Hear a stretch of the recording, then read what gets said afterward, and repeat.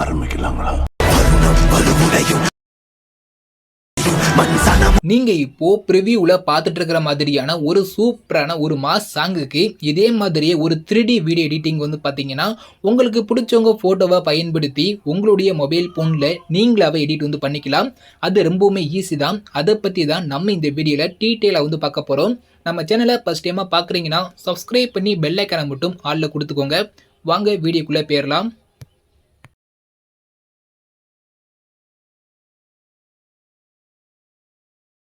First உங்கள் mobile ஃபோனில் இருக்கிற அலைட் மோஷன் ஆப் ஓப்பன் பண்ணிக்கோங்க.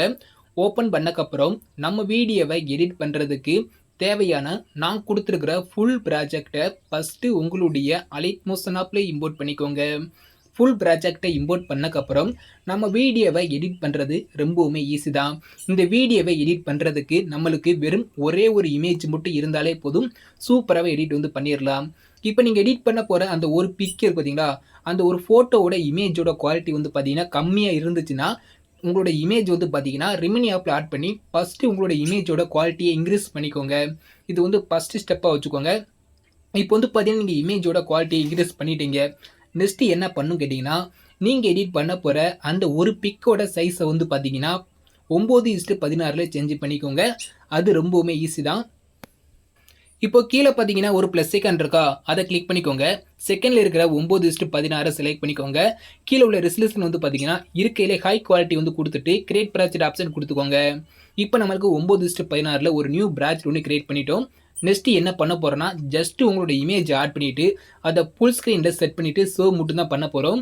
இப்போ கீழே பார்த்தீங்கன்னா ப்ளஸ் ஐக்கான் இருக்கா, அதை கிளிக் பண்ணுங்கள். செகண்டில் உள்ள மீடியா ஐக்கானை செலக்ட் பண்ணிக்கோங்க. கீழே உள்ள வியூ ஆல் ஆப்ஷன் வந்து கொடுத்துக்கோங்க.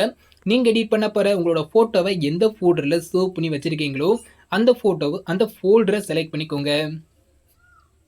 அதில் நீங்கள் எடிட் பண்ண போகிற ஒரு பிக்கை செலக்ட் பண்ணிவிட்டு மேலே உள்ள ப்ளஸ் ஐக்கானை கிளிக் பண்ணிங்கன்னா உங்களுடைய ஃபோட்டோ இதே மாதிரி ஸ்க்ரீனில் வந்து அடையாரும். இப்போ நீங்கள் எடிட் பண்ண போகிற உங்களோட ஃபோட்டோவை கிளிக் பண்ணிக்கோங்க.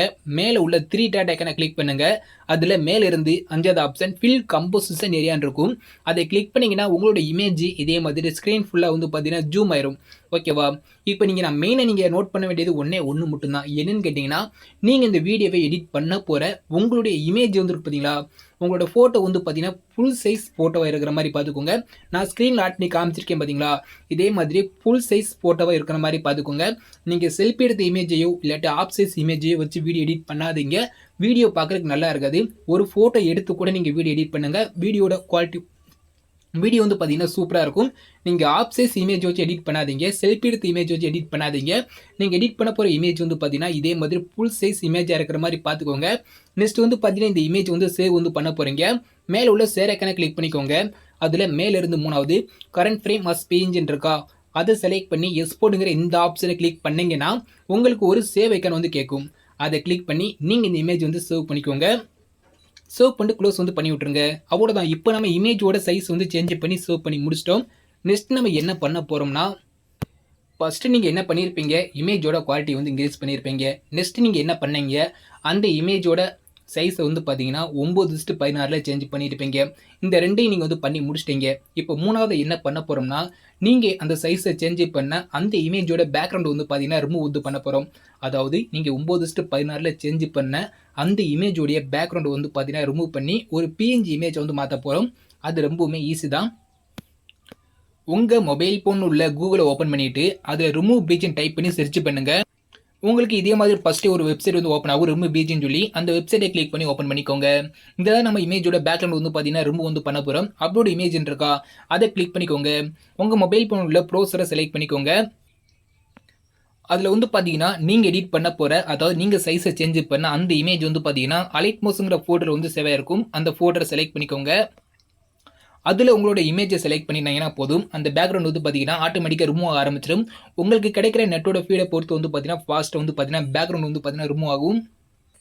இப்போ பார்த்தீங்கன்னா தெரியும், என்னோட இமேஜோட பேக்ரவுண்ட் வந்து பார்த்தீங்கன்னா இதே மாதிரி வந்து ரிமூவ் ஆகி முடிச்சிருச்சு. இப்போ கீழே பார்த்தீங்கன்னா டவுன்லோட் ஐக்கான் இருக்கா, அதை கிளிக் பண்ணி என்ன போதும் உங்களோட இமேஜ் வந்து பார்த்தீங்கன்னா இதே மாதிரி டவுன்லோட் ஆகி முடிச்சிருச்சு. இப்போ நீங்கள் இந்த வெப்சைட் வந்து க்ளோஸ் வந்து பண்ணிக்கோங்க.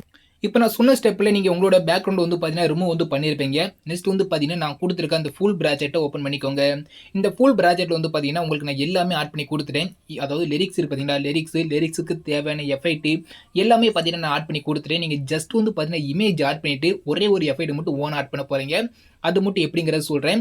இப்போ இமேஜ் எங்கே ஆட் பண்ணுங்கிறத சொல்கிறேன். இப்போ ஆடியோட லாஸ்ட் வந்துக்கோங்க. அப்படியே கொஞ்சம் கொஞ்சமாக மேலே மூவ் பண்ணிங்கன்னா அப்படியே லைட்டாக கொஞ்சம் கொஞ்சமாக இப்படி மேலே மூவ் பண்ணிட்டு வாங்களேன். உங்களுக்கு வந்து பார்த்தீங்கன்னா இந்த இடத்துல சரியாக வந்து பார்த்தீங்கன்னா இந்த இடத்துல PNG image by Anthonyraj creation சொல்லி கொடுத்துருக்கேன்னா ஒரு இமேஜ் நான் வந்து ஆட் பண்ணி கொடுத்துருப்பேன். PNG image by Anthonyraj creation சொல்லி ஒரு இமேஜ் வந்து ஆட் பண்ணி கொடுத்துருக்கேன்னா அந்த இமேஜை கிளிக் பண்ணிக்கோங்க.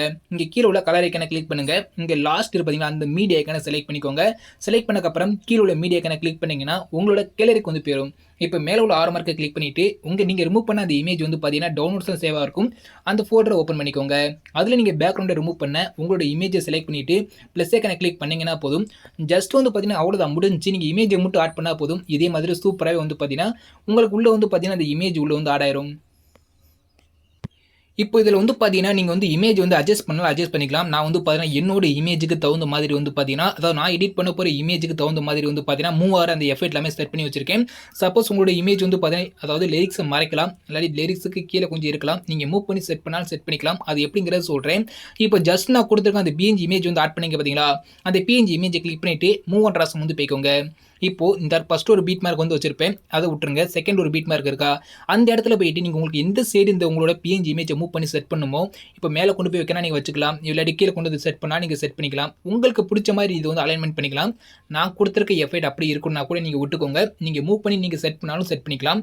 அதுக்கடுத்து வந்து பார்த்தீங்கன்னா கீழே இந்த தேர்ட் ஆப்ஷன் இருக்கா, இந்த ஆப்ஷனை கிளிக் பண்ணி உங்களோட இமேஜோட அதாவது உங்களோட இமேஜோட ஜூம் வந்து கம்மி பண்ணாலும் கம்மி பண்ணிக்கலாம், இன்க்ரீஸ் பண்ணாலும் இன்க்ரீஸ் பண்ணிக்கலாம். இப்போ நெக்ஸ்ட் வந்து பார்த்தீங்கன்னா ஃபர்ஸ்ட் பீட் மார்க்குக்கு நீங்கள் வந்து அலைன்மெண்ட் பண்ணிட்டீங்க.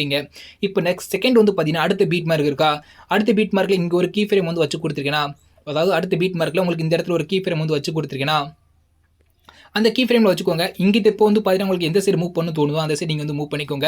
ஜூம் பண்ண தோணுனா ஜூம் பண்ணிக்கோங்க. ஜூம் வந்து கம்மி பண்ண தோணுனா நீங்கள் கம்மி பண்ணிக்கோங்க. இதே மாதிரி நீங்கள் அடுத்த பீட் மார்க் வந்து மூவ் பண்ணிக்கோங்க. அடுத்த பீட் மார்க் மூவ் பண்ணிவிட்டு சேம் மெத்தட் தான். இதை கிளிக் பண்ணி உங்களுக்கு எந்த சைடு மூவ் பண்ணணுமோ அந்த சைடு மூவ் பண்ணி செட் பண்ணிக்கோங்க.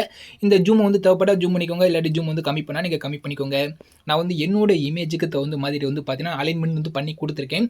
சப்போஸ் உங்களோட இமேஜுக்கு கொஞ்சம் லிரிக்ஸை மறைக்கிற மாதிரி இருந்துச்சுன்னா நான் சொல்கிற ஸ்டெப்பை ஃபாலோ பண்ணி நீங்கள் ஜஸ்ட்டு அந்த பீட் மார்க்கில் வச்சுக்கிட்டு உங்களுக்கு எந்த சைடு மூவ் ஆகணுமோ அந்த சைடு மட்டும் நீங்கள் மூவ் பண்ணி செட் பண்ணிக்கோங்க போதும். வேறு எதுவுமே நீங்கள் பண்ண தேவையில்லை. இப்போ ஜஸ்ட் வந்து பார்த்தீங்கன்னா அந்த பிஎன்ஜி இமேஜ் ஆட் பண்ணிக்கோங்க. ஆட் பண்ணிவிட்டு அந்த ஒவ்வொரு பீட் மார்க்கில் வச்சுட்டு உங்களுக்கு தேவையான சைடு வந்து மட்டும் மூவ் பண்ணி செட் பண்ணிக்கோங்க போதும். இப்போ நெக்ஸ்ட் வந்து பார்த்தீங்கன்னா ஒரே ஒரு எஃபெக்ட் மட்டும் ஆட் பண்ணணும்னு சொன்னேன், அது எப்படிங்கிறது மட்டும் நான் சொல்கிறேன். இப்போ ஆடியோட ஸ்டார்டிங்கில் வச்சுக்கோங்க. கீழே உள்ள ப்ளஸ் ஐக்கானை கிளிக் பண்ணிக்கோங்க. இந்த இடத்துல உள்ள ஆப்ஜெக்ட் அண்ட் எலமெண்ட் ஒரு ஆப்ஷன் இருக்கா, அதை செலக்ட் பண்ணிக்கோங்க. இந்த இடத்துல உள்ள கேமரா ஐக்கனை கிளிக் பண்ணி ஆட் பண்ணிக்கோங்க.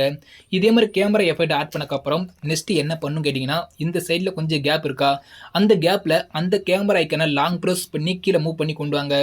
நான் கொடுத்துருக்க எல்லா லிரிக்ஸுக்கும் கீழே கொண்டு வந்து செட் பண்ணி விட்ருங்க.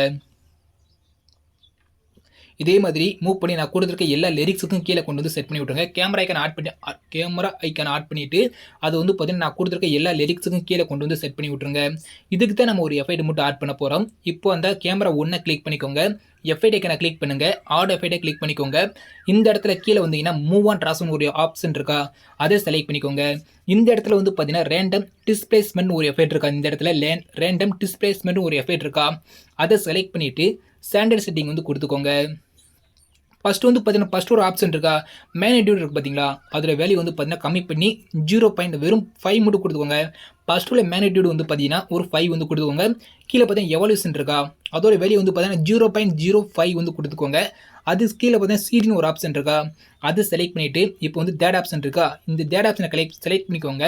செலக்ட் பண்ணிவிட்டு இந்த கேமரா ஆப்ஷனோட ஸ்டார்டிங்கில் வச்சுக்கோங்க. இந்த இடத்துல ஒரு டைம் அண்ட் சிம்பிள் போட்டு ஒரு ப்ளஸ் ஐக்கான் இருக்கா, அதை ஒரு கிளிக் பண்ணிங்கன்னா இந்த இடத்துல ஒரு கீ ஃப்ரேம் வந்து ஆடாயிரும். இந்த தேர்ட் ஆப்ஷனில் வச்சு செலக்ட் பண்ணிக்கோங்க. செலக்ட் பண்ணிவிட்டு அந்த கேமரா எஃபெக்டோடைய ஸ்டார்டிங்கில் வச்சுக்கிட்டு இந்த இடத்துல உள்ள டைம் அண்ட் சிம்பிளை கிளிக் பண்ணி ஒரு கீ ஃப்ரேம் வந்து ஆட் பண்ணிக்கோங்க. ஸ்டார்டிங்கில் ஒரு கீ ஃப்ரேம் வந்து ஆட் பண்ணிட்டீங்க. இப்போ இந்த கேமரா எஃபெக்டோடைய எண்டுக்கு போய்க்கோங்க. இந்த கேமரா எஃபெக்டோடைய எண்டுக்கு போயிட்டு அங்கே ஒரு கீ ஃப்ரேம் வந்து இதே மாதிரி வந்து ஆட் பண்ணிக்கோங்க. கீ ஃப்ரேம் ஆட் பண்ணிவிட்டு இதோட வேல்யூ வந்து பார்த்தீங்கன்னா ஃபுல்லாக இன்க்ரீஸ் பண்ணி விட்ருங்க. இதே மாதிரி 5 அளவுக்கு ஃபுல்லாக இன்க்ரீஸ் பண்ணி விட்ருங்க. இப்போ நான் என்ன பண்ணேன், இந்த சேட்டில் இதில் வச்சுக்கிட்டு ஸ்டார்டிங்கில் ஒரு கீ ஃப்ரேம், எண்டில் ஒரு கீ ஃப்ரேம் வந்து வச்சுக்கிட்டு எண்டில் வேல்யூ மட்டும் நான் ஃபுல்லாக இன்க்ரீஸ் பண்ணி விட்டுக்கிட்டேன்.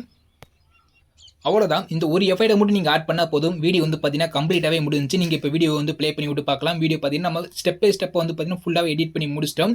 இப்போ இந்த வீடியோவ நீங்க ப்ளே பண்ணி, இந்த வீடியோவ நீங்க சேவ் பண்றதுக்கு முன்னாடி, நீங்க 3D ஐகான வந்து ஆன் பண்ணா மட்டும் தான், வீடியோ வந்து பார்த்தீங்கன்னா, எந்த ஒரு தவறு இல்லாம வந்து சேவ் ஆகும். இப்போ இந்த இடத்துல 3D ஐகான எப்படி ஆன் பண்ணுங்கிறத மட்டும் சொல்றேன். இந்த இடத்துல குட்டி பாக்ஸ் போல ஒரு பிளஸ் ஐகான் இருக்கா? அது பக்கத்துல வந்து பார்த்தீங்கன்னா, ஒரு பாக்ஸ் ஐகான் போட்டு மேல பார்த்து ஒரு ஆரோ மார்க் காட்டுதா? அத கிளிக் பண்ணி ஓப்பன் பண்ணிக்கோங்க. இந்த இடத்துல வந்து பார்த்தீங்கன்னா, கேமரா ஐகான் இருக்கும். இந்த கேமரா ஐகான் வந்து பார்த்தீங்கன்னா, ஆஃப்ல இருக்கும். இத மட்டும் கிளிக் பண்ணி ஆன் பண்ணிக்கோங்க. அவ்வளோதான். இப்போ வீடியோ வந்து பார்த்தீங்கன்னா, நம்ம ஸ்டெப் பை ஸ்டெப்பா ஓனாவே எடிட் பண்ணி முடிச்சிட்டோம்.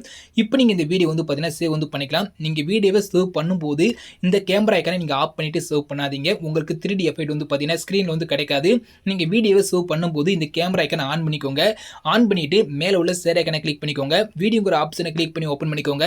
உங்களுக்கு தேவையான குவாலிட்டி வந்து குடுத்துக்கோங்க. ஃப்ரேம் ரேட் வந்து பார்த்தீங்கன்னா, ஃபுல் குடுத்துக்கோங்க. குவாலிட்டி கம்மியா இருந்தா ஃபுல்லா இன்கிரீஸ் பண்ணி விட்டு, எக்ஸ்போர்ட்ங்கிற இந்த ஆப்ஷன கிளிக் பண்ணி உங்களோட வீடியோவ நீங்க எடிட் பண்ண உங்களோட வீடியோவ சேவ் வந்து பண்ணிக்கோங்க. தேங்க்ஸ் ஃபார் வாட்சிங்.